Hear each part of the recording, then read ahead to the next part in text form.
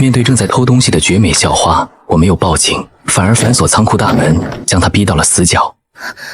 说，你衣服里还藏了什么？张婉如吓得花容失色，死死护住胸前，眼泪在眼眶里打转。她以为我要对她做什么，却不知我此刻内心有多焦急。上一世就是今天，她偷完东西下山，转角就遇上了饿疯了的猛虎，香消玉殒，成了十里八乡最大的悲剧。张婉如，我记得你考上市里师范大学了吧？你也不想这事被学校知道吧？苏城，求你，别说出去。看着他梨花带雨的模样，我心一软，点点头，不再检查。他低着头，声音哽咽说：那我可以走了吗？我看着眼前这满脸希冀的少女，顺手捡起地上的单衣，轻轻披在她身上，又捡起那桶掉落的泡面，语气低沉说：几天没吃饭了。张婉如眼神一愣，埋着头一言不发，这扭捏的样子分明是饿极了，不然也不会大冬天出来偷东西。我不再逗她，麻溜地泡好面，拿起炉子上的水壶，热水冲下，香味瞬间弥漫整个小屋，说：吃吧，吃完了再走。坐在地上的张婉如身体微微抖动，泡面入口，她彻底忍不住放声大哭。从偷拿被发现到被逼检查，她一直强忍的情绪瞬间崩溃。站在一旁，我也有些愧疚，开了一瓶汽水递到她面前。张婉如小心翼翼地接过，轻轻嘬了一口，眼睛瞬间大亮，像发现了新大陆，猛灌一大口。我说：这才对嘛，泡面配汽水，越吃越有味。看着她吃饭，我心里也美滋滋的。可吃了几口，张婉如突然掏出白纸，不知从哪儿摸出笔，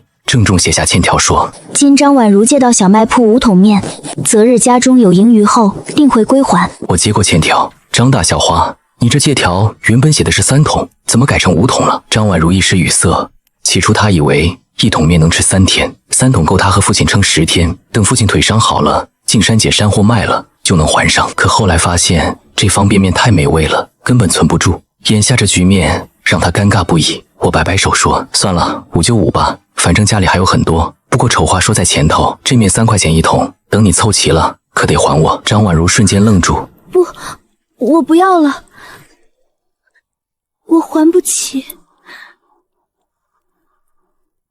这个年代，东北平均月工资才30元，父亲打猎辛苦1月也就40多块，这几桶泡面竟要花掉家里半个月收入。没钱还也行啊，那就慢慢打工还，或者你帮我干点活抵债。张婉如瞬间僵住，脸上泛起2团红晕，很快又轻轻摇头，声音细如蚊声说：你别开玩笑了。我可没开玩笑，不过你得先把面拿回去，看你这几天没好好吃饭，身体怎么受得了。我的语气变得温和，眼神满是关切。张婉如看着我，心中五味杂陈。她不明白，这个曾经不起眼的男生怎么突然对自己如此关心，让她在这个寒冬心中涌起一股暖流。天色渐暗，蜷缩在地上的张婉如：那个苏城，我能走了吗？要是回去晚了，爹爹会出来找我的，他腿不方便。她抬起头，眼神满是期待。她也知道刚拿了人家这么好吃的面，马上就走不太地道，可一想到家里卧床的父亲，只能无奈请求。我点点头说：行，赶紧回去吧，别让张叔等急了。不过这泡面钱你可别忘了。我一边收拾杂物，一边故作轻松示意她离开，内心却极度担忧，万一这丫头倒霉再遇上那只伤人的老虎怎么办？可要是强留她过夜，时间久了张叔出来找，说不定也会出意外。想到这儿，我急忙喊道：等等，我送你回去。张婉如刚想拒绝，就被我打断说：这大冷天的，外面危险，况且张叔腿脚不好，万一他出来找你再出点什么事，可就麻烦了。说完，我把猎枪扛在背上，腰间别了一柄锈迹斑斑的狗腿砍刀。他惊讶不已说：不就是送回家吗？何必准备这么多武器？苏城，你这是干嘛？我嘿嘿一笑说：没什么，就是觉得背起来比较帅。好了，快走吧，再晚可就不好了。心里却暗自腹诽，自己这般为了他拼命，还真是上辈子欠了他的。算了，都准备这么齐全了，再干不过那只老虎，也算我倒霉。锁好小卖部的门，我踢了不停蹦跶的大黄屁股一脚，说：吃饱了就给爷干活去。张婉如偷偷看了我一眼，这混蛋刀削般的脸庞还真有些刚强的男人味道，但联想到刚才在店里的一幕，他脸上唰的一下红了。两人缓缓走着，踩在厚厚的积雪里，发出咯吱咯吱的声响，让我心情大好。张婉如走在前面，哪怕积雪再深也不敢慢下来。家里老父亲还等着他，他家在苏家村外围，靠近大山的一边。由于是外星人，跟村里交流不多，要回去得绕过山腰，但这恰好是最凶险的一段。就在此时，大黄突然对着前方的幽灵狂叫，但很快他停止了叫声，不断想要后退。我心头一惊，这回是真的遇到了那只传说中的老虎了。张婉如紧张地上前抓住我的手说：“苏成，怎么办？别乱动，是个大家伙。”两人小心翼翼小步后退，耳中响起一声清脆的枯枝断裂声。只见一头吊睛白额虎从林中缓步而出，凶猛的目光死死定格在我身后的张婉如身上。我紧张地冒起了冷汗，腿都开始发软，贴在身后的张婉如更是吓得浑身没力气。一声虎啸之后，像一阵风一般迎面扑来。完了！就在此时，系统提示音响起，检测到生命危险，临时解锁强光手电筒。我二话不说，直接从系统空间提取出手电筒，内心却疯狂吐槽：鼠喵的，你倒是给我把冲锋枪啊，给个手电几个意思。老虎跳到离两人不远的地方，左右踱步盯着我，一手拿着刀，一手拿着电筒，将他护在身后。两人紧紧贴在一起，甚至能感受到对方剧烈的心跳。张婉如死死攥住我的衣角，眼睛紧紧盯住眼前的猛兽。老虎对着大黄又吼了一声，让他安静下来，这才看向拿着刀的我。我手指搭在电筒开关上，唰的一声，电筒发出一股强光，短暂的致盲让他大惊失色，大吼一声，掉头就逃。趁着机会，我马上捡起猎枪，想装上弹药，但这时候双手紧张的发抖，连口袋里的枪弹都抓不稳，更别说换到枪管上了。等我强行镇定装好弹药时，老虎已经撞断了几棵松树，逃到了幽林里去了，只剩下林中那不甘的大吼声。此刻我们都松了一口气，立刻拉起张婉如准备迈步的时候，却听到小妞哭丧般的声音说：“腿软了，站不起来。”真麻烦，我背你。一把背起他，提着枪直奔张家的方向。为什么帮我？他在背上悠悠地问道。我都气笑了，说：“为了让你早点还清债，不然谁给你送饭？”我踩着厚厚的积雪，回头遥望张家那盏孤灯，皱了皱眉。这老张可真是犟种。听说前世女儿出了事都没挪窝。张婉如的父亲一直没住进苏家村，估计也是因为这样，他才在这个风雪之夜遇害了。将他送回老张家后，我换了个方向，往另一条远离山林的道路，往小卖部走回去。一路回去虽然艰难，但也总算是平安无事。到了小卖部，我一屁股坐地上，挨着紧闭的房门，大口喘着粗气，真是好险啊！回想当时，几乎都能闻到那老虎的腥臭味了。过了良久，我才撑着木门强行站起，想到老虎万一顺着味道来袭击我，立马打了个激灵，起来把门窗全部加固。幸好店里的木板材料足够，一直忙到半夜，这才算是基本完工。做好了所有事情，我这才躺在自己那张久违的炕上。刚重生回来时，各种嫌弃这张土炕，但经过这次生死危机后，顿时感觉到活着才是最大的幸福。回想到自己的前世，父亲和张婉如的父亲曾是村里的老猎人，但不知为何，老头子突然就不上山了，而且在母亲得了一场大病走后，老头子就酗酒失踪，也不知道是死在哪个角落。我就跟着村里人到南方闯荡了。想到这，我就迫不及待想要改变，但小卖部又赚不了多少钱，要不把虎子打了，弄钱回来，让老妈去城里大医院做检查。打开系统，忽然发现多了一个商城，从牡丹牌电视机到雕牌洗衣粉，可以说应有尽有。但看到商品后面的标价时，我差点气晕过去。别说那些大件的电视机，光是一包卫生巾，这破系统都敢卖20-30块，这是把几十年后的物价都放到现在这个每人收入不到300块的年代了。气愤地收起系统界面，我决定好好睡上一觉，明天找地方练枪，把那畜生收拾了才是头等大事。第二天天气转好了，但昨晚一夜的风雪把小卖部的门都堵住了。我赶紧拉出扫雪工具，一个劲地清理。就在此时，不远处走过来一个矮小男人，说：“苏家小子，你家老苏在吗？”这是苏家村出了名的二流子，叫苏二，外号叫苏二麻子，不是个好东西，我都懒得理他。这种人整天游手好闲，在村里都是人人躲着走的存在。但老头子倒是对这二流子不错，平时有喝的吃的都分他一些。我回到收银台，喝止了这货到处乱拿的动作，说：“3块一包，不买别上手。”听到我的报价，苏二麻子非但没有把糖放回货架，还拎着过来收银台这边说：“让你说我试试，好吃了我再买，不开我工资可吃不起这东西。”我顺手把糖收到角落里，一脸没好气地瞪了他一眼。苏二麻子看着面上的那包 QQ 糖说：“苏成，你也知道叔没工作，这价钱能不能少点？”你真要买？难道这懒蛋转性了？要是平时的话，他早就拂袖而去了。真想买，妹子刚发烧好了，当哥的总得哄哄她嘛。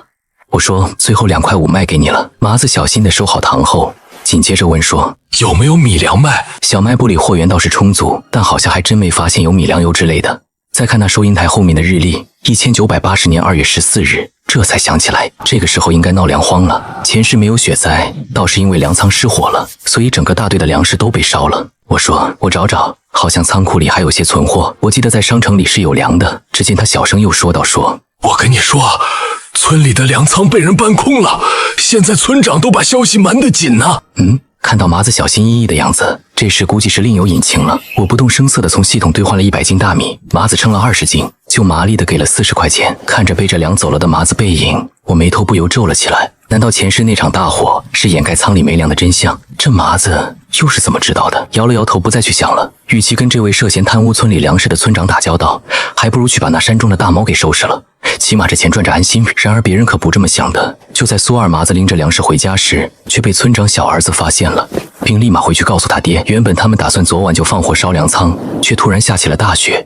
村长想了想，大手一挥，就带着2个儿子出门了。这时候的我刚背上猎枪，正想关门，见到村长爷仨匆匆过来，就知道没好事说。苏成，你爹呢？苏威没好气地环视了整个小卖部一圈，看到货架上不少东西的时候，倒是有些意外，但是却没发现有米粮之类的东西。我爹在家，有事你们找他去，我不想跟这些人纠缠。走出了收银台就打算关店，苏威立马挡在了我的面前说：“小子，你这有粮卖？”村长和他的2儿子立马去检查店里的东西。我摇了摇头，眼睛一直盯着他们。此时村长拿起一包泡面：“你这些货都是从哪儿进的？”泡面3块一包。我重新坐回收银台，紧了紧背上的老猎枪。这个动作让苏威感到一丝威胁。“小子，你背着枪干嘛？”“准备去打猎，昨晚碰到老虎了。”我并没有隐瞒，但目光一直落在还在货架上挑挑拣拣的村长2父子。村长2儿子拿了一堆东西说：“这些我们先拿回去，回头把钱给你送来。”我把货全扫到一边说：“一共37，一手交钱一手交货，绝不赊账。”苏威一掌拍在收银台上说：“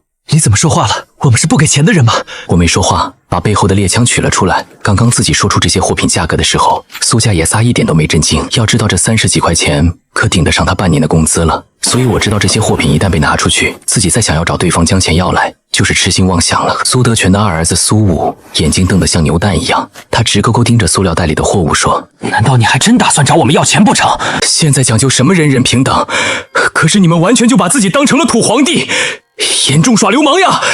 严重不讲规矩啊！”话音刚落，爷3人脸都绿了。想当年因为这2条罪名，不知道有多少人被整死。现在苏城竟然直接给他们扣上这么2顶高帽子，谁能招架得住呀？苏德全急忙说：“小子，你可别乱说话呀！我们不是不给钱，而是等会儿我会让人将钱给你送过来。”苏武在旁边急得直跺脚说：“爹，刚刚人家说这袋子东西价值30几块钱呢。”苏德全眼珠子差点掉在了地上说：“30几块钱，你小子怎么不去抢呀？”我轻描淡写的笑着说：“消费不起就不要在这里消费，上面都是明码标价的。”苏德全紧紧攥着拳头，有心想要提着东西直接离开，可转念一想，自己这次来小卖铺还有正事，尽可能稳定心神，让自己冷静下来后，转头让苏武把东西放下。苏武虽然有些不太情愿，但想到这点东西就30几块钱，他还是乖乖将东西丢在了柜台上，而我则不慌不忙上前将东西重新摆好，同时对眼前爷仨笑着说：“没别的什么事情，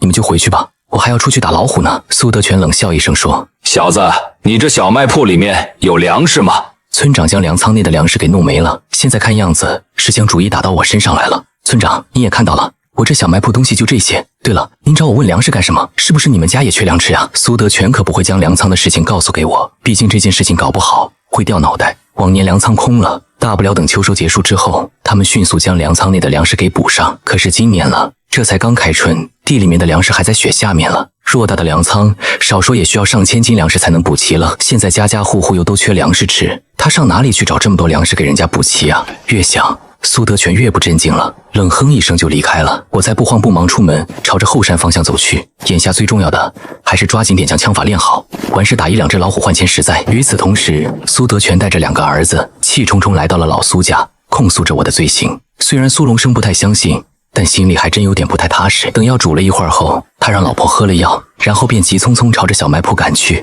苏龙生去的时候，苏成还没有回来，一直等到下午天快黑的时候，我才提着2只野鸡来到了小卖铺内。你这小子，说这些东西都是哪里来的？此时我大脑飞速运转，并没解释这些东西是怎么来的。爹，你先别管这些东西是咋来的，我先让你尝一尝这些东西有多好吃吧。正好此时火炉上水壶中的水已经沸腾，在老苏的注视下，我熟练地拆开包装，然后倒入各种料包，加入开水，又拿出来拆了一根火腿肠，说：“爹，你先尝尝。”老苏盯着那碗泡面，小心翼翼地咬了一小口，细细咀嚼后，猛地瞪大双眼：“好小子，藏着这么多好吃的，怪不得最近都不回家吃饭了。”爹，别生气，这不是没想好怎么跟您说吗？老苏这才回过神，急问东西哪来的。我大脑飞速运转，随即一脸严肃说：“爹，说了您千万保密。我有个同学，他爸是供销社领导，那边新进了一批高价货，卖不出去，快过期了，便偷偷塞给我一些。他还说，过些日子可能还有更多。”老苏悬着的心终于落地。他虽知儿子学习不好，但向来本分，绝不会干违法的勾当。我趁热打铁说：“爹，您不知道，现在粮仓里的粮食早就空了。苏德全正急得跳脚呢。”老苏惊得眼珠都快掉出来，说：“什么小声点，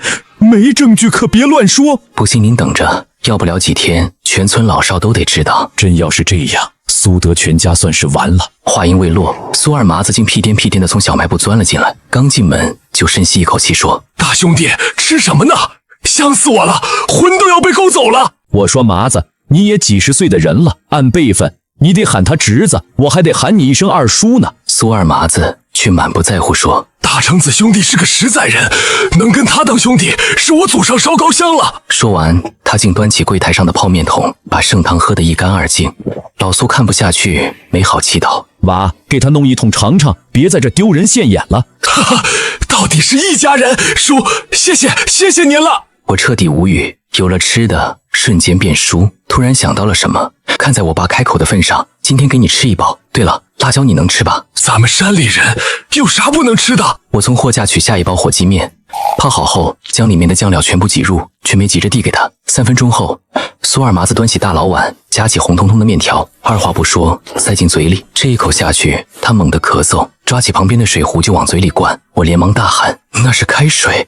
不能喝！”本就辣得够呛，又是一大口开水。苏二麻子彻底崩溃，发出一声惨叫：“不能吃辣就说，这不是浪费东西吗？快出去吃几口血！”苏二麻子冲出房间，趴在雪地里大口吞咽，给棒棒糖，特甜。缓了好一会儿，他将糖郑重地收进裤兜，支吾道：“糖给我妹吃，剩下的面我要吃完。”我叹了口气，夺过他手中的大老碗，又拿了几包红烧牛肉面递过去，说：“嘴都成什么样了？说是开水你非要喝，问你能不能吃辣，你还逞强。”苏二麻子捧着面，眼中竟噙满泪水，哽咽道：“兄弟，歇了，算了，我跟你说实话，这几天你要小心，有人要害你。”闻言，我立刻警惕起来。原来苏二麻子今日路过苏德全家，撞见他鬼鬼祟祟，便偷偷尾随，无意中听到苏德全打算放火烧粮仓，并嫁祸给我。听罢前因后果，我沉思片刻后，笑着对二麻子道谢，随即装了一大包零食递给他，说：“麻子，这些带回去给你和你妹吃。”苏二麻子试探着问：“都是吃的？”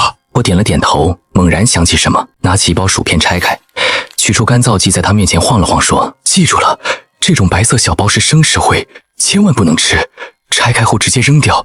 村里很多人不识字，万一误食就麻烦了。”苏二麻子嘴唇颤抖，重重点头说：“好，我知道了。”麻子虽虎，心眼却不坏。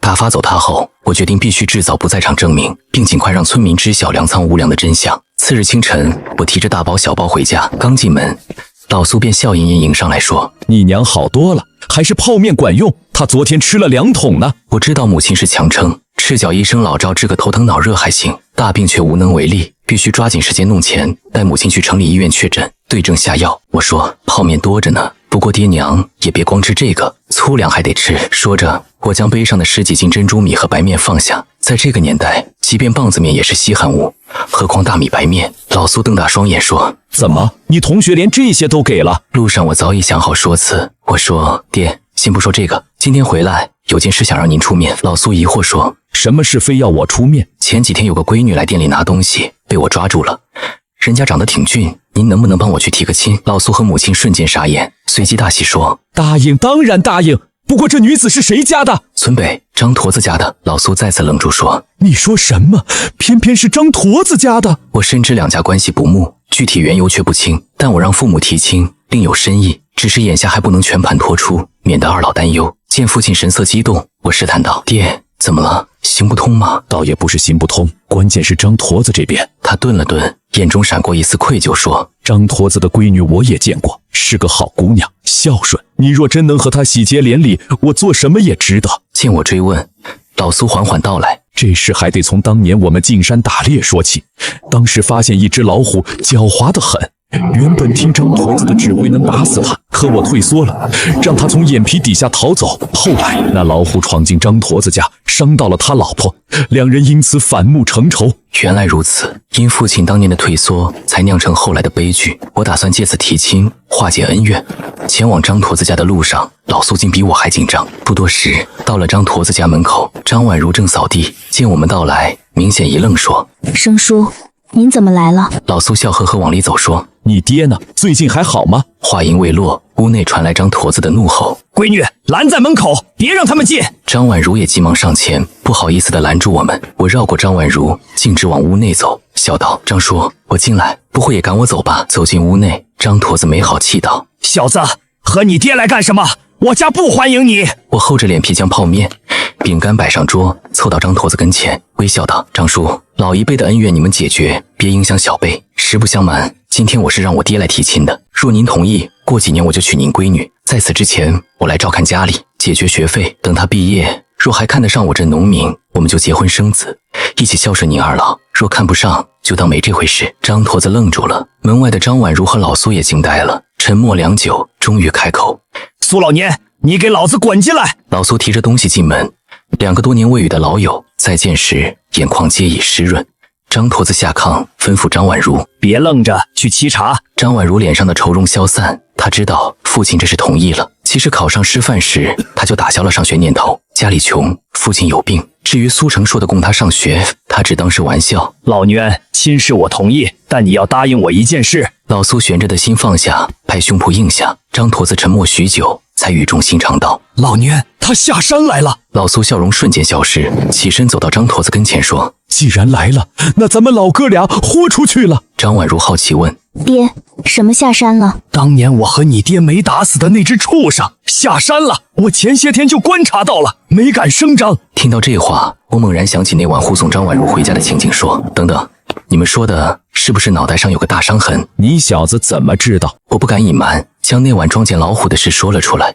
张驼子转头看向张婉如说：“你怎么不说？”张婉如泪眼汪汪说：“爹，怕您担心。”张驼子叹气，见事情说开，直言道：“苏老年，别怪我狠心，若不解决这件事，就算闺女嫁过去也是祸害。当年是我造下的孽，这次交给我。”我知道劝不住父亲，心里却已打定主意。这么刺激的事，怎能少得了我？脑子一转，我笑道：“那好吧，你们去就去，不过晚上我可不敢留你家。”张驼子想了想，确实如此说：“那你打算去哪？”老苏道：“去我小卖铺吧，在村子中间，山鬼不敢进村。”张驼子点头说：“也行。”张婉如却不干了，父亲要去冒险，他以后怎么活？见闺女痛哭，张驼子挤出微笑说：“听话，乖乖跟着苏成，他若敢欺负你，就找公社领导，让他吃花生米。”打定主意，我拉着张婉如先走，张婉如却彻底服了。起初以为苏成人不错，现在看来简直是没心没肺。老苏也有些失落，人家闺女还知道流泪，自家这混小子拉着人家就跑，真是娶了媳妇忘了爹。张驼子擦掉眼角泪水，转身从柜中取出多年未动的猎枪，擦拭干净，既已答应，便不再推辞。另一边，我扛着哭哭啼啼的张婉如走出老远，才停下脚步，扭头道：“咱能不能别哭了？我是保护你。”你没心没肺，你还是人吗？爹和你爹去冒险，你也不知道劝劝。其实我早有办法，刚才若当面说要去，他们肯定不同意。现在我带你去小卖铺看店，我和咱爹去拿下这只山鬼，晚上回家，咱们就能吃老虎肉了。张婉如半张着嘴，一时无法消化，说：“你真有办法对付山鬼？”我自信满满说：“你忘了吗？那晚山鬼见了我，屁颠屁颠就跑了。这说明什么？”张婉如知我在吹牛，那晚若无手电筒，怕是早遭毒手。但看着我轻松的表情，她又隐隐觉得这男人真有办法。她低声说：“好，信你一次。”路上村民好奇询问，我笑道：“准备和父亲张驼子一起去打老虎。”乡亲们只当笑话。可当我扛着猎枪弓箭从小卖铺向后山赶去时，众人皆难以置信。不到半小时，我便追上刚到山林边的父亲和张驼子。两人见我前来，瞬间满脸黑线。老苏气得不行，说：“你来干什么？我和你张叔的话全当耳旁风了。”我不以为然说：“爹，别说了，既已到此，今天肯定要和你们一起去打猎。”老苏紧攥拳头，他深知打猎危险，自己上了年纪无所谓，可儿子出事，怎么给老婆交代？他越想越怕，正欲赶我回去，却被我打断说：“爹，别急赶我，我问你们，打算用什么办法打老虎？”老苏一愣，理所当然道：“还能有什么办法？猎枪和弓箭。”我摇头，掏出随身携带的强光手电筒。老苏问：“这是什么？”我打开手电，虽是白天，光束照过，绿叶瞬间变成刺眼的白。老苏连忙捂眼，震惊道：“你小子，这东西该不会是……”想起我要保密，他连忙闭嘴。我点头说：“上次我和宛如撞见老虎，就是用这玩意儿吓退的。只要照在老虎眼睛上，它瞬间成睁眼瞎，我们就能随便开枪打死它。”见我自信满满，老苏忽然开口说：“听好了，想去可以，但必须跟在我们身后，不能乱跑。”张驼子忙转身说：“老虐，你疯了！真打算让你儿子跟着？”老苏叹气说：“孩子长大了，算是猎人后代，迟早要摸枪。”见父亲同意，我没了后顾之忧，对张驼子笑道：“张叔，赶紧走吧，若走不动，我来背你。”张驼子没好气骂道：“小子，说话注意点，谁说我走不动了？”来到山顶，张驼子已气喘吁吁，我掏出香烟递给他，笑道：“张叔，坐下歇会儿吧。”还休息什么？这地方可不能坐，谁知道山林里有没有山鬼？天色逐渐暗了下来，竟看到一个黑色身影，一闪即逝，眨眼无踪。我迅速抬起手电筒，朝黑影方向照去。张驼子皱眉，顺着光束看去，瞬时摸出猎枪，端在手中，时刻准备。与张驼子背靠背站立，观察另一方向，低声问：“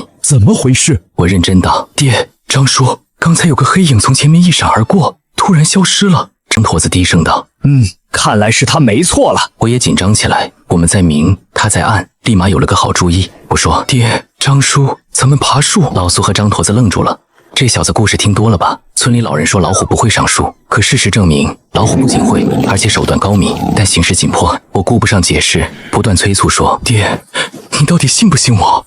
若信，就和张叔抓紧爬树，越高越好。”两老人对视一眼，最终决定先爬树看看。不到2分钟，我们便爬到了旁边的大树上，此时距地面10余米。我将猎枪挂在树杈，把手电筒递给坐在头顶树杈的老爹，说：“爹，拿着手电筒替我照着下面。”老苏接过，担忧道：“你小子，这玩意儿我用不好，可别把我打死了。”我直言：“爹，放心，这东西压根打不死人。”老苏瞪大眼，没好气道：“那你在山下不是说能将人打死吗？”我咧嘴笑道：“骗你的，收拾我等以后再说。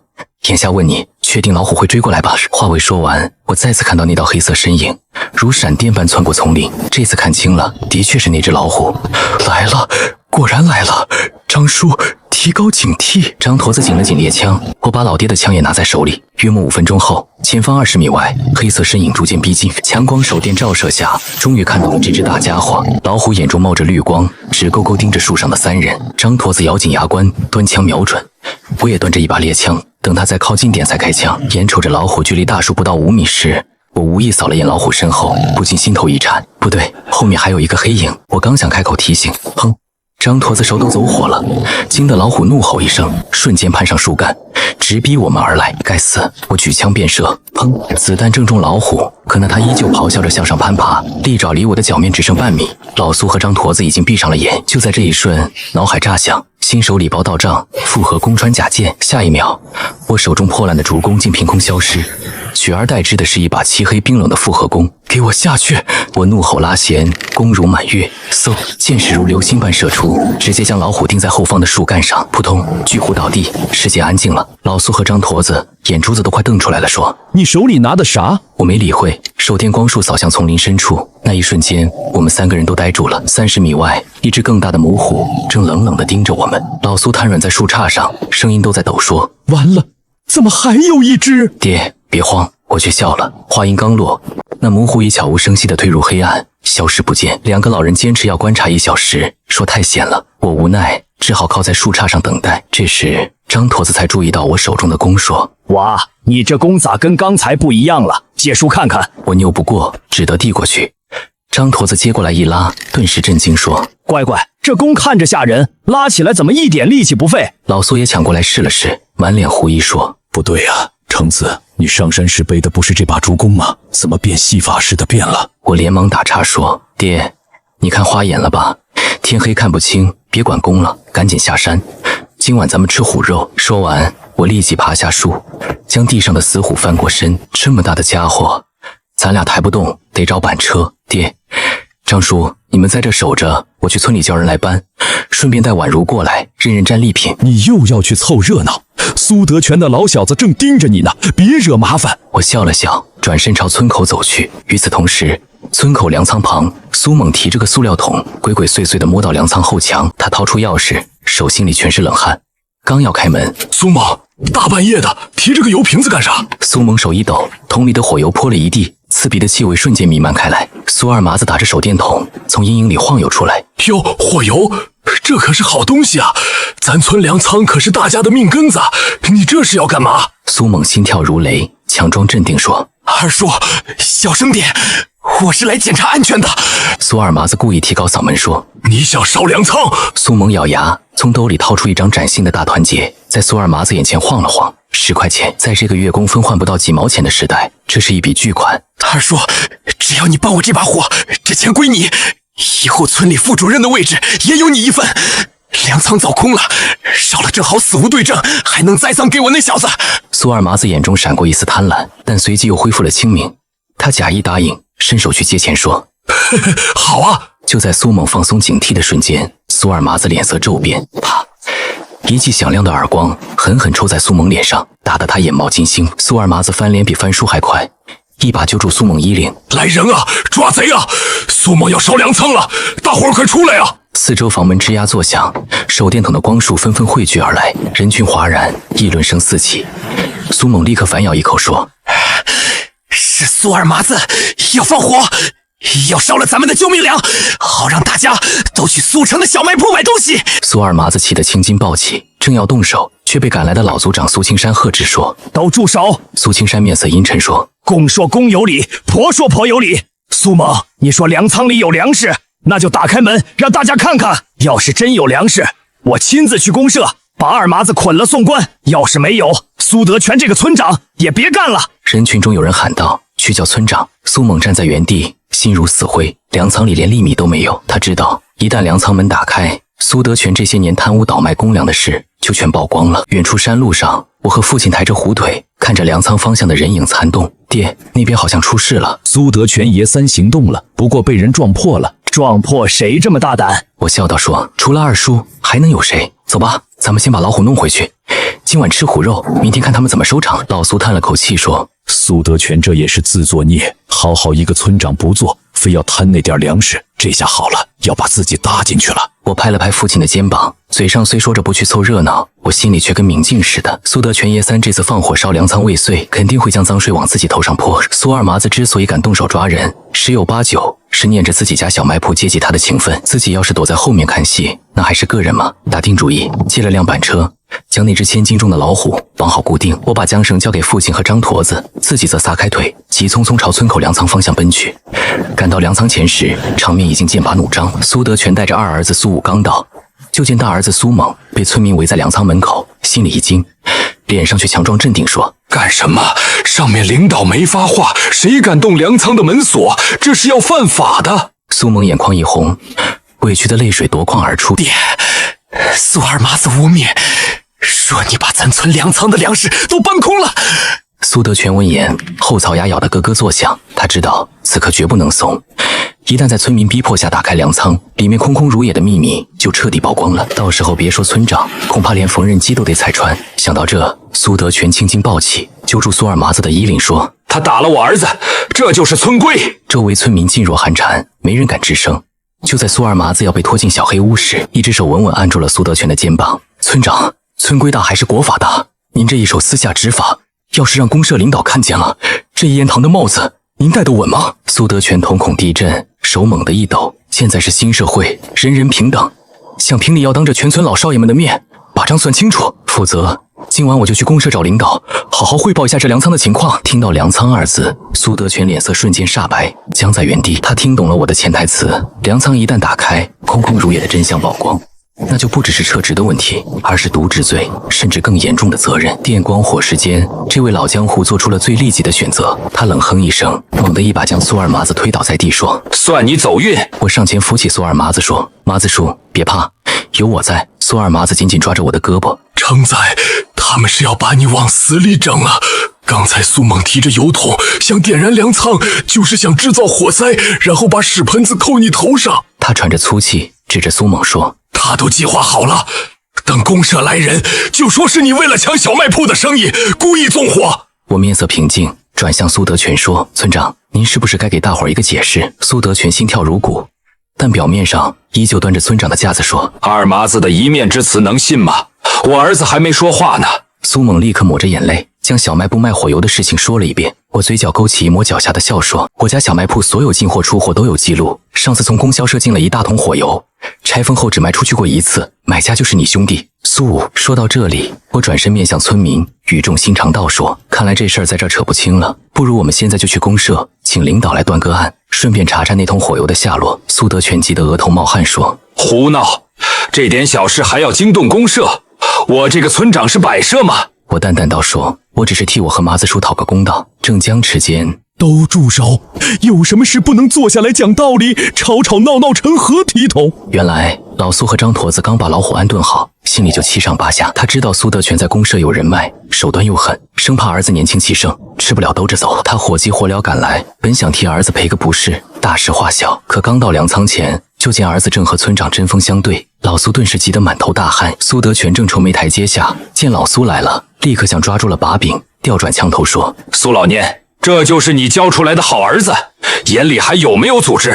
还有没有村规？”这一顶顶大帽子扣下来，周围的村民开始窃窃私语，眼神变得复杂。面对着连珠炮似的质问，老苏脸涨得通红，半天憋不出一句话。我笑着上前，稳稳挡在父亲身前说：“爹，您先回去把肉炖上，火候到了才香。这点小事我能处理好。”苏猛眼珠子一转：“这肉哪来的？是不是高价倒卖的来的黑心钱？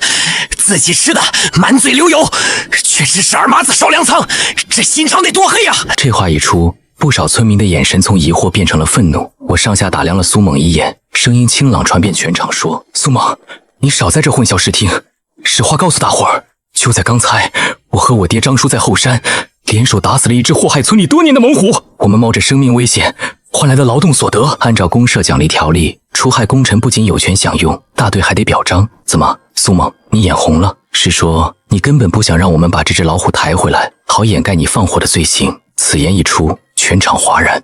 老渊，你儿子没吹牛吧？那只大山猫真被打死了。老苏见瞒不住，只好憨厚的点头说：“运气好，撞见了，侥幸打死了。”苏二麻子眼睛一亮：“大兄弟，能不能赏颗虎牙？”我豪爽一笑说：“等会事情处理完，你跟我去，不仅给你虎牙，还送你几斤虎肉尝尝鲜。”苏二麻子乐得合不拢嘴。我转头看向苏德全：“村长，最简单的办法就是打开粮仓门，如果里面有粮食，我就认下指使麻子树烧粮仓的罪名，任凭您处置。但如果里面没粮食，那您就得给全村老少爷们一个交代。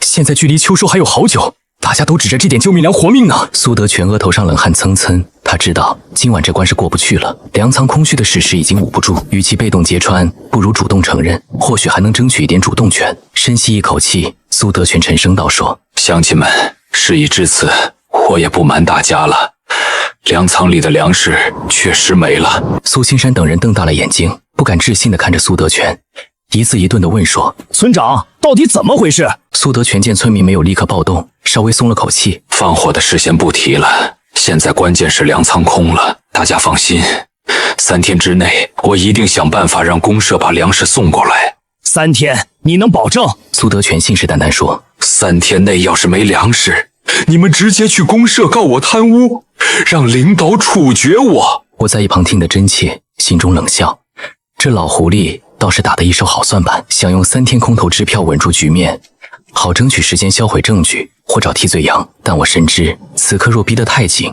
万一他狗急跳墙，对父亲和村民不利。既然他想演，那我就陪他演到底。我心中疑惑，但表面不动声色说：“那我们就信您这一回，3天后若是粮食入仓，咱们皆大欢喜；若是没有，到时候我们全村老少爷们一起去找领导讨个说法。乡亲们，大家都听好了，3天时间，这是最后的底线。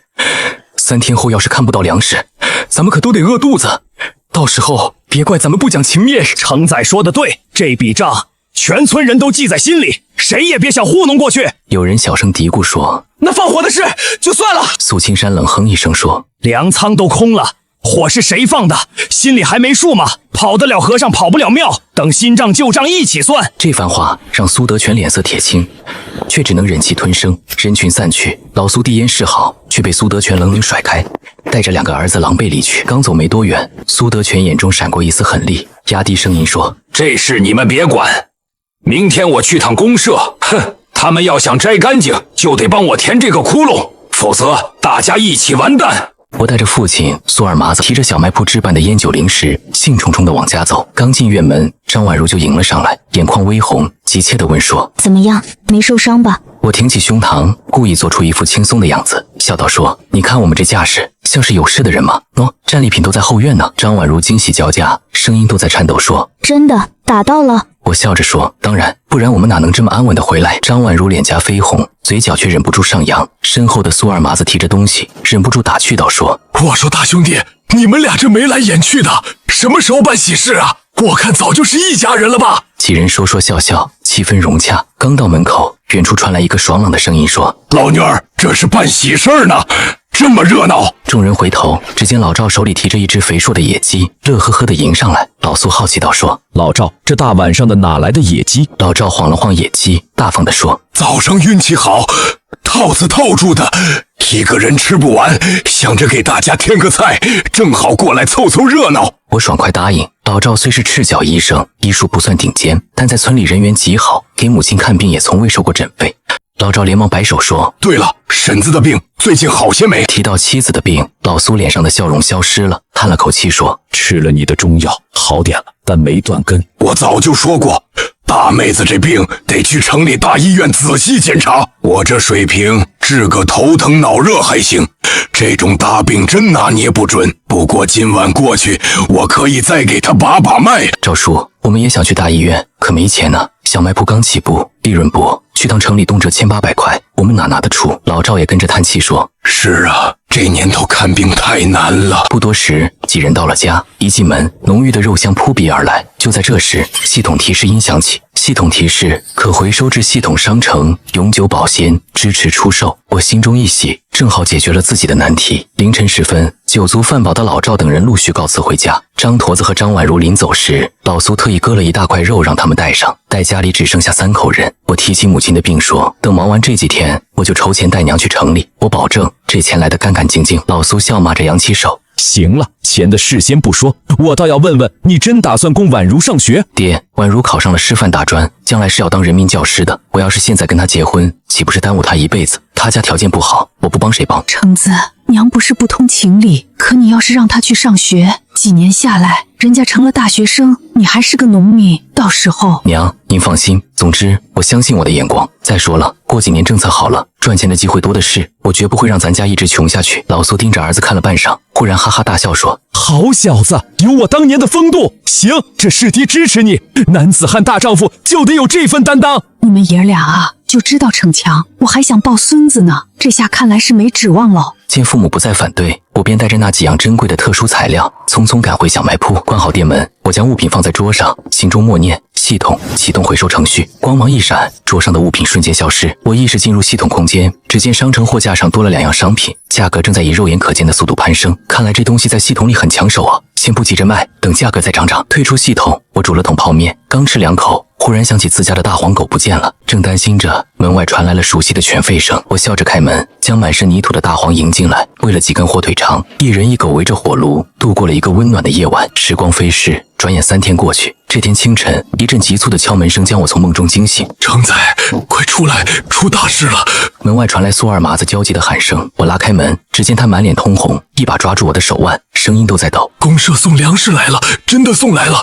东风大卡车都开到粮仓门口了。”什么？我心头一跳，眉头瞬间缩紧。千真万确，还跟着公社的干部呢，全村人都围过去了。我心中疑云大起，这老狐狸葫芦里到底卖的什么药？走，去看看。我眼神一凛，决定先去探探虚实说。来到粮仓附近，只见人山人海，水泄不通。一辆满载粮食的东风大卡车停在中央，金灿灿的稻谷在阳光下刺得人眼疼。乡亲们，我苏德全说话算话，我说3天内送来粮食，今天就送到了。村民们看着那救命粮，顿时欢呼雀跃，有人甚至激动地抹起了眼泪。苏青山笑着上前说：“村长，既然粮食到了，那就赶紧分了吧，大伙儿都等着下锅呢。”听到分粮二字，苏德全脸上的笑容瞬间凝固，眼神闪过一丝慌乱。他强压下心头的惊慌说：“急什么？粮食刚运到，还得跟公社交接手续，怎么能说分就分？起码得等2天。”我敏锐地捕捉到了苏德全表情的变化，心中疑云更重。若是真粮，何必怕分？村长，村里什么情况您不清楚吗？要是再等2天，万一出了点事，这责任您担得起吗？这话瞬间戳中了村民们的痛处，人群顿时骚动起来。几个上了年纪的大婶扯着嗓子喊道：“对呀，我们要吃饭，现在就分！谁敢拦着，就是不让我们活！分粮！分粮！”苏德全急得满头大汗，偷偷看向身旁的小干部小齐。小齐面露难色，低声嘀咕了几句，竟转身上了驾驶室，摆出一副事不关己的态度。苏德全咬咬牙，硬着头皮喊道：“说，乡亲们，我苏德全绝不食言，但规矩就是规矩，必须等2天。谁要是敢现在闹事，分粮的时候就没他的份。”苏二麻子第一个跳出来说：“凭什么等2天？天明都说了，再等就要饿死人了。”其实苏德全心里苦不堪言，这粮食根本不是公社调拨的，而是他找人借的高利贷。黑鬼是这一带的土匪头子，手下7、80号人，连公社都拿他没办法。苏德全为了填补亏空，硬着头皮去找黑鬼借了4000斤粮食，约定3天后黑鬼带人来拉走，利息是每天1头牛。如果现在分了粮，3天后自己麻烦了。想到这，苏德全恶狠狠地瞪着村民说：“一群白眼狼，老子给你们弄来粮食，你们连2天都等不了。谁再敢嚷嚷分粮，就别想分到1粒米。”见状，我明白这粮食绝对有问题。村长，既然迟早要分，不如今天趁大家都在，直接分了。您总不能把大家吃饱饭的希望给掐灭吧？眼看村民就要一拥而上，卡车上的小干部小齐终于坐不住了，他跳下车，拔出腰间的大黑心手枪，朝天开了一枪。砰！枪声震慑全场，喧闹的人群瞬间安静下来。小齐板着脸，厉声喝道：“说，都给我住手！谁敢抢粮？这是公家的财产，还没入库登记，账目对不上，谁负责？”村民们被枪吓住了，面面相觑，不敢再动。苏德全如获至宝，感激地看向小齐：“听见没有？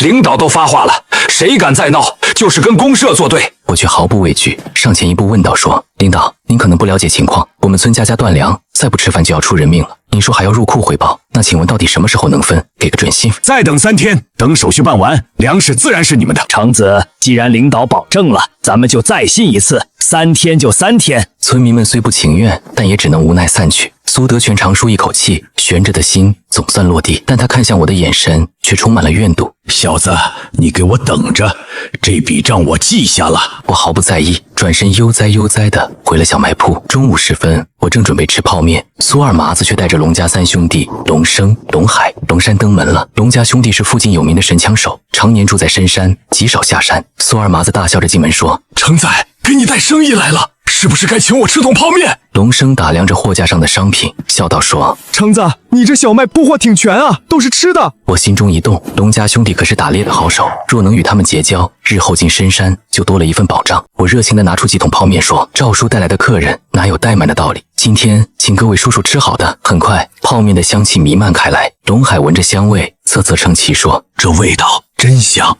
这一桶的不少钱吧？”“那当然，这一桶4、5块钱呢，够你们半年花销了。”龙海瞪大了眼说：“这么贵，橙子，你这也太破费了。”我大方的摆摆手说：“都是一个大队的，谈钱伤感情，管够。”正吃着，苏海源也闻香而来，厚着脸皮蹭了一碗。席间，龙生忽然压低声音道：“说，橙子，我觉得这次村长的粮食来路不正。”我放下叉子说：“哦，龙叔何出此言？”龙生警惕地看了看门外，低声道：“说，昨天我们在山上打猎，看见苏武牵着1头牛往黑鬼寨的方向去了。”闻言，我心中豁然开朗，难怪苏德全能短时间内凑齐这么多粮食，原来是找黑鬼借的高利贷，而3天后不分粮，是因为黑鬼要在那天带人来把粮食抢回去，顺便再牵走几头牛。好一招借刀杀人，既填了粮仓的窟窿，又让黑鬼白赚几头牛，还能把自己摘干净。我眼中闪过一丝寒光，说：“龙叔，多谢提醒，看来咱们得给苏村长帮帮忙了。”打定主意，我立刻行动。一番密谋后，我拿出紧俏物资，塞给龙家兄弟说：“这些你们带上山，看能不能跟其他猎户换点山货。另外，这几桶泡面也带上，算是定金。”龙家兄弟爽快答应，带着物资上山而去。刚送走他们，公社干部小齐竟晃悠进了小卖铺，说：“哟，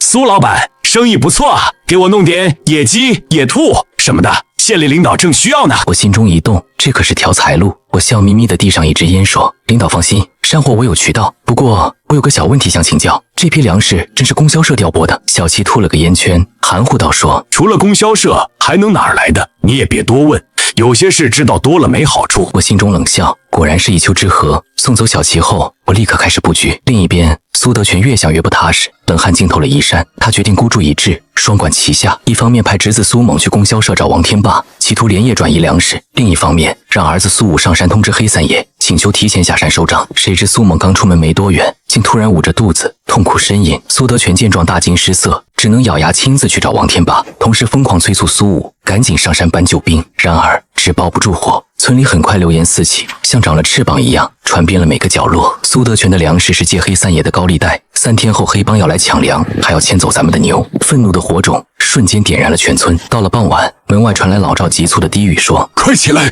出大事了！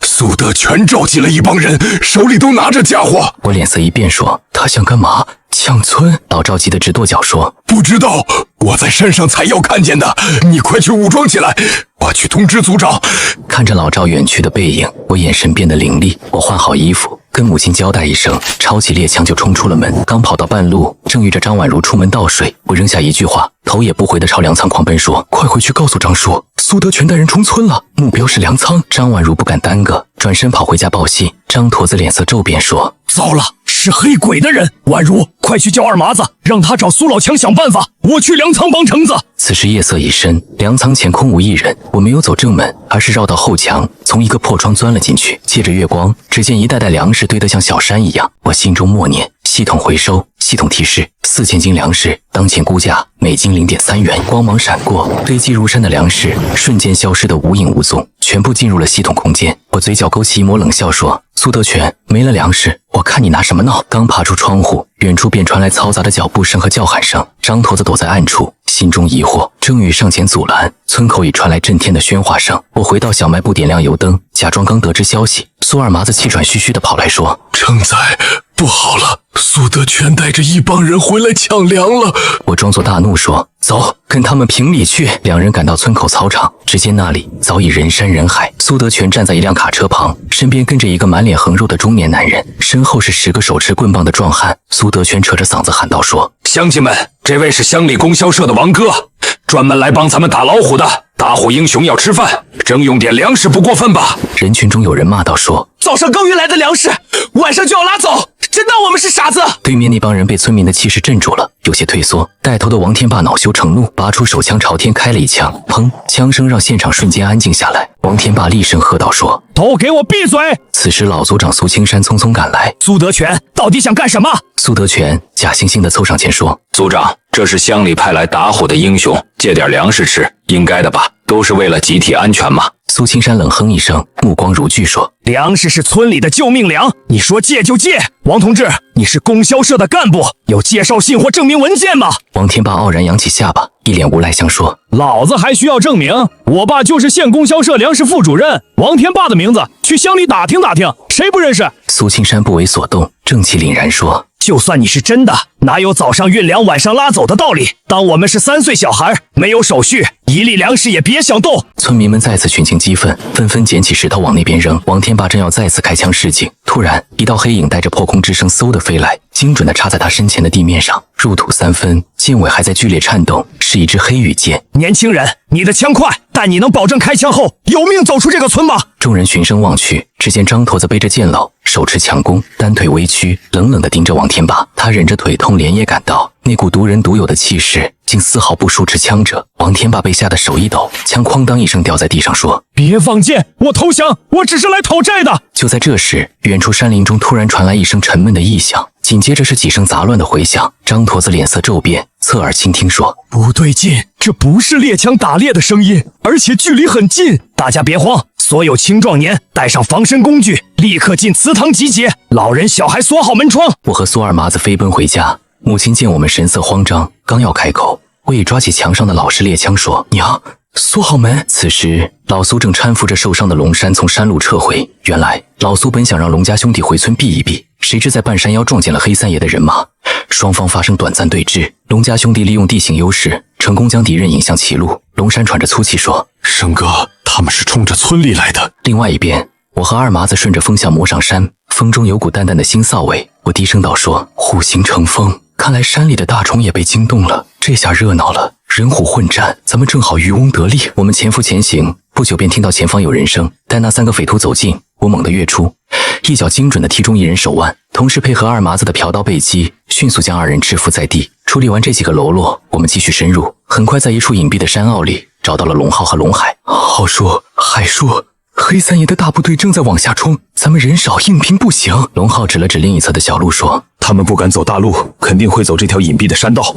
二麻子已经在那边埋伏了。”就在这时，远处传来一声低沉的虎啸，震得树叶簌簌落下。我皱眉说：“是那母老虎，它怎么这时候来了？”龙浩嗅了嗅风向说：“他是冲着村里来的，估计是虎仔饿了，想进村找吃的。上次苏德全家的猪遭了殃，这次他怕是故技重施。”我灵机一动，眼中闪过一丝狡黠，说：“好说，咱们把这老虎引到村口去，怎么样？让黑三爷和老虎亲密接触一下。”龙浩和龙海对视一眼，心领神会，3人立刻行动，利用火光和声响，巧妙地将母老虎的注意力引向了村口的土匪人马。村口路口处，老苏独自一人手持朴刀，对面是黑三爷的20-30名先锋。黑三爷拨开人群，阴恻恻地笑道说：“苏老枪，多年不见，别来无恙啊！”老苏淡淡回应：“托你的福，还没死，倒是你哥前年死山里了吧？听说作恶太多，遭了报应。”少提那晦气事！今天我只要苏武，其他人滚开！老苏吐出一口烟圈说：“想进村可以，把人留下，枪放下，这可是法治社会，容不得你们撒野。”黑三爷身后的黑熊端起土枪就要射击，却被黑三爷拦住。他深知老苏的厉害，说：“苏老枪，你别逼人太甚，我知道你还有同伙埋伏。”话音刚落，老苏动了，身影如鬼魅般闪过，一记精准的扫堂腿加擒拿，瞬间将黑熊制服在地，使其动弹不得。老苏冷冷盯着黑三爷，气势如山，说：“你哥比你聪明，知道什么人能惹，什么人不能惹。”黑三爷被老苏的气势震慑，一时不敢下令进攻。村口僵持之际，我3人已经悄然来到后方。正当我们准备继续行动时，远处传来一声震天虎啸，黑三爷大惊失色，转头一看，居然是大虫。老苏趁机扫堂腿，放刀数人。我3人也从暗处冲出，配合赶来的村民，将剩余的匪徒全部制服。我竖起大拇指说：“爹，您真厉害！”战斗结束后，苏家村灯火通明。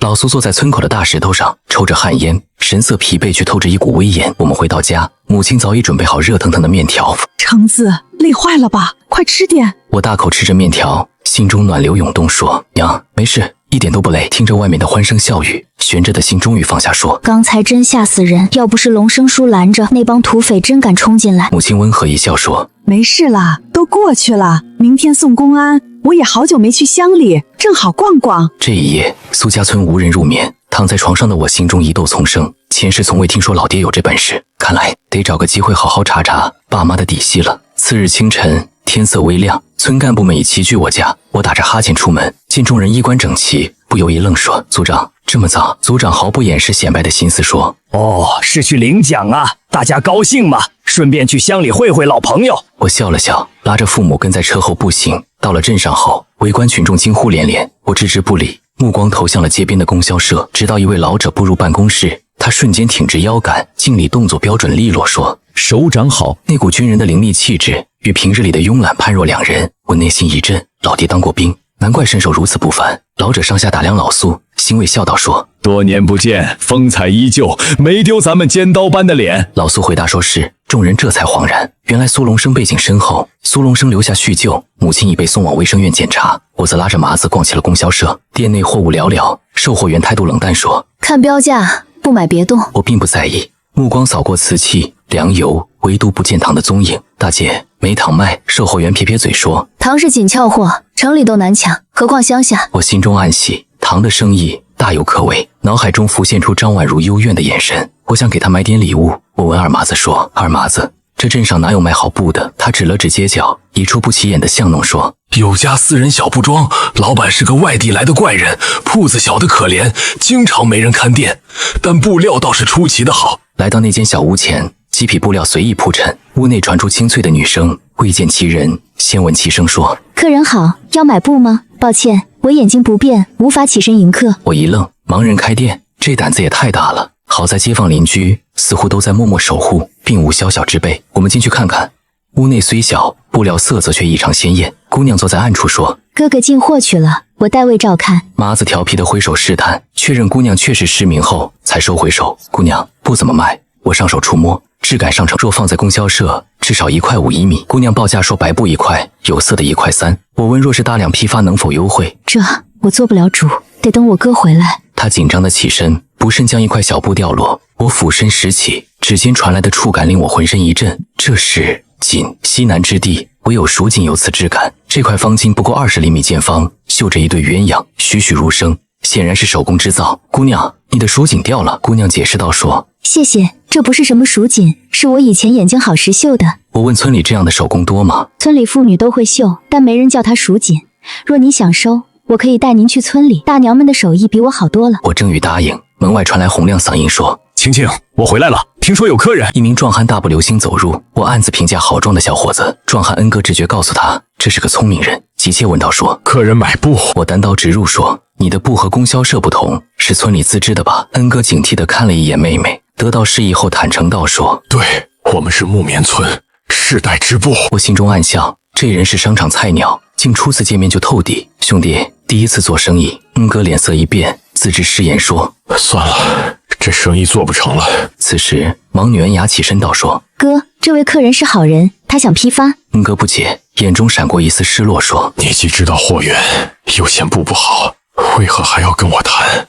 直接去村里压价收布就完了。”我并未解释，而是指着墙上的布说：“手工布粗糙不齐，这是劣势。但我看中的是手上这种绣品。”客人想要我们村的刺绣。我眼中金光一闪，说：“不错，若能收到这种品质的绣品，加上普通布料，我有信心做大。”恩雅激动地说：“那就让哥哥回去跟村长商量，并把样品送给我。”恩哥震惊，妹妹竟将最真实的作品送人。我双手郑重接过，说：“我需要带回去评估市场，多谢信任。”回到卫生院，苏母已检查完毕。苏龙生很是坚持，医生说血压低，最好去大城市复查。母亲瞪了我一眼，径直前行说：“不去，我没事。”我无奈摊手。回程路上，醉酒的族长在牛车上吹嘘说：“我就说苏家村能行，现在奖状拿了，看乡公社那帮人还敢不敢瞧不起我们。”村民各怀收获，麻子买了几个面饼孝敬老娘。苏海源穿着新买的解放鞋炫耀，麻子插嘴说：“咱承载不用买，人家姑娘白送了一块绣布。”众妇女围拢过来，见那鸳鸯手帕精美绝伦，顿时炸开了锅，说：“这肯定是定情信物，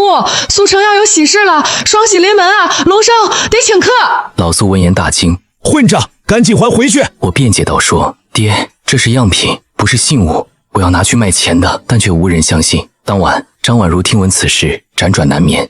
她在被窝里痛哭咒骂，决心还清债务，与这见异思迁的家伙划清界限。而她不知道的是，我正对着商城街面目瞪口呆。这一块小布卖了3000，这才是真正的奢侈品。立即决定，哪怕预付定金，也要签下几年的量。我激动得彻夜难眠。次日清晨，张婉如顶着黑眼圈，背着包裹站在门口说：“还你的，欠债我会尽快还清。”说罢转身欲走，被我一把拉住：“干嘛去？”看着张婉如气呼呼的搬货架，今天没人换货，正好帮忙腾地方放布。我哭笑不得，这小牛吃醋了。此时，麻子领着几位婶娘上门说：“承载，宝神他们想问问收布的事是不是真的？我们在邻村有人脉。”我取出那块蜀锦样品说：“宝神，我要这种手工刺绣，这一小块能卖上100块，你们帮忙收购也能赚差价。”众婶娘惊呼，再三确认后欢天喜地离开，仿佛看到了金光大道。张婉如探出头，小声问说：“这布真是定情信物？”看着鸳鸯图案，她也觉得误会难免。你想什么呢？这么贵重的东西，谁会随便送人？傻妞，赶紧干活！除了绣布，咱们还要进普通布料呢。张婉如心中的醋意瞬间消散，取而代之的是满满的干劲。小半日后，小卖部收布的消息瞬间传遍苏家村，几位婶娘严守秘密，只透露普通布料一事，将高利润的绣品生意牢牢握在手中，并迅速分工，抢占周边村落资源。小卖部内，麻子与张婉如忙着腾空场地。承载，真能赚大钱？当然，做好了，给你娘盖新房都不是梦。张婉如也在盘算工资，心想1个月就能还清债务了。她决定全职来电帮忙，心中的阴霾一扫而空。另一边，苏德全家却是一片愁云惨淡。苏德全被拘，苏武在逃，家中支柱倒塌。妻子劝苏威自立门户，苏威夫妇回屋密谋，得知苏城收布暴利后，眼红不已，说：“他能做，我为何不能？改革开放了，谁规定生意只能他做？”苏威凭借混混身份，打算联络隔壁村闲散人员，插手收布生意。屋内，老母亲黄家梅听着大儿子的冷漠盘算，心寒至极，说：“这孩子算是废了。2日过去，苏家村表面平静，暗流涌动。苏薇四处奔波，实则为自家谋划。婶娘们频繁往返邻村，收罗绣品。麻子领着壮汉进门说：“常仔，恩哥来了。”恩哥憨厚一笑说：“常哥，送货来了。”我热情招待，让麻子拿出珍藏的汽水。恩哥捧着汽水，眼中满是新奇与感动。他从腰间掏出5、6块绣品，每一块都精美绝伦。我对比恩雅的作品，发现这些更为精湛，说：“恩哥，你们村手艺都这么好？”这是我妹眼睛好时绣的巅峰之作，以后恐怕再无此物了。我心中触动，放下绣品，诚恳道说：“恩哥，我不瞒你，这部的价值远超你想象。我想赚钱，但不赚昧良心钱。方案1，我买断，价格绝对高于100元。方案2，合伙经营，利润共享。”恩哥眼眶湿润，他虽不知具体利润，但我的态度让他信服。最终因急需偿还赊账，恩哥选择了卖断。我毫不犹豫，从商城变现，当场数出500，递给恩哥说：“兄弟，现金有限，先付这些，下次带货来一并结算。”恩哥看着厚厚一沓10元大钞，震撼不已。麻子与龙山也被苏城的财力惊得目瞪口呆。我微笑承诺说：“相信我，以后我们会赚更多。”